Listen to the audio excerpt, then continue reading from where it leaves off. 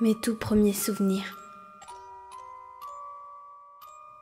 Je me souviens d'hôpitaux, de docteurs, d'examens. J'étais cassée. Les docteurs essayaient de me réparer.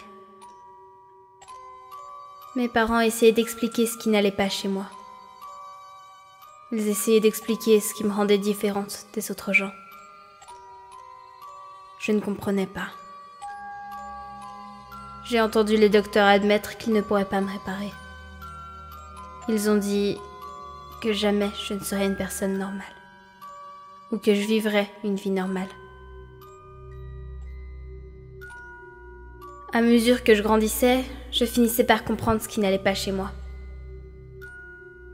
J'ai vu d'autres enfants devenir heureux, tristes, en colère, mais je n'ai jamais ressenti ces choses. Je me sentais seulement vide, creuse, incomplète. Mon père voulait désespérément m'aider. Mais ma mère, elle n'était pas du tout comme mon père. Elle n'était pas du tout inquiète pour moi. Elle a dit qu'elle était exactement comme moi quand elle était enfant. Elle m'a dit que, un jour, je rencontrerais quelqu'un de spécial. Elle m'a dit que je rencontrerais quelqu'un qui me ferait sentir complète. Mon père ne voulait pas écouter ce que disait ma mère. Il voulait un enfant normal, plus que tout au monde. Il a tout essayé pour me rendre heureuse. Mais rien n'a marché. Je n'ai jamais été heureuse. Mais je ressentais de la pitié. Je ressentais de la pitié pour cet homme triste. Je ne voulais pas que mon père s'inquiète plus longtemps. Alors j'ai commencé à me conduire comme les autres enfants. J'ai fait semblant d'être normale. Mon père était heureux. On est finalement devenu une famille normale. Mais je pense qu'il savait, tout au fond de son cœur, que je faisais semblant. À l'école, les autres enfants me maltraitaient. Ils me brutalisaient parce qu'ils me trouvaient étrange. C'était gênant.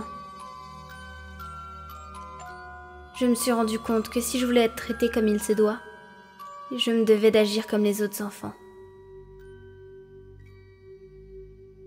J'ai commencé à faire semblant d'être normale, et les intimidations ont cessé. J'ai appris que c'était plus facile si je me forçais à agir comme une personne normale. À la longue, je faisais semblant d'être normale presque chaque heure de chaque jour. J'ai fait semblant d'être amie avec des gens. J'ai fait semblant d'avoir des hobbies. J'ai fait semblant de me soucier quand une tragédie frappait. Mais tout était faux. Je ne ressentais rien.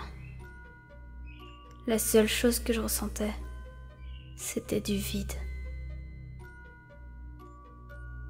Plus je grandissais, plus ma condition m'irritait. Je voulais vivre ma vie comme les autres gens. Je voulais ressentir de la joie. Je voulais ressentir du chagrin. J'ai tout essayé pour enfin ressentir quelque chose. De la culpabilité, de la honte, du regret. Je voulais ressentir quelque chose. N'importe quoi.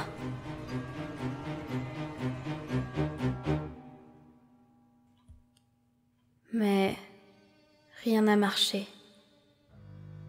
Qu'importe ce que j'ai fait, Qu'importe à quel point c'était extrême, je ne pouvais rien ressentir. Le conseil de ma mère était toujours le même. Un jour, tu rencontreras quelqu'un de spécial. Un jour, quelqu'un te fera te sentir complète. Je n'arrêtais pas de penser à ces mots. C'était la seule chose dont j'avais envie. Ma seule raison de vivre.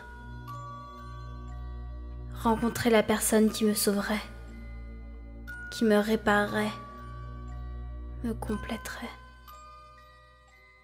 Et un jour,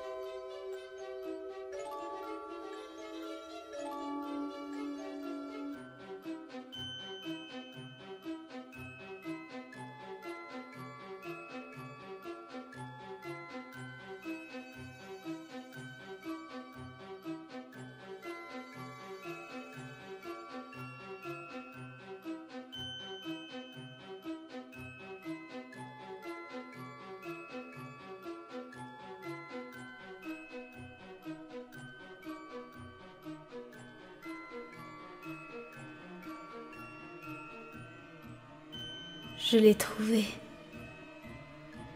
Je ne dois pas le perdre. Je dois le protéger. Je dois le faire mien. Je ne dois pas laisser qui que ce soit le prendre. J'ai besoin de lui. Il est tout. Il vaut n'importe quel sacrifice. Rien d'autre ne compte. Personne d'autre ne compte. Il sera à moi. Il n'en a pas le choix.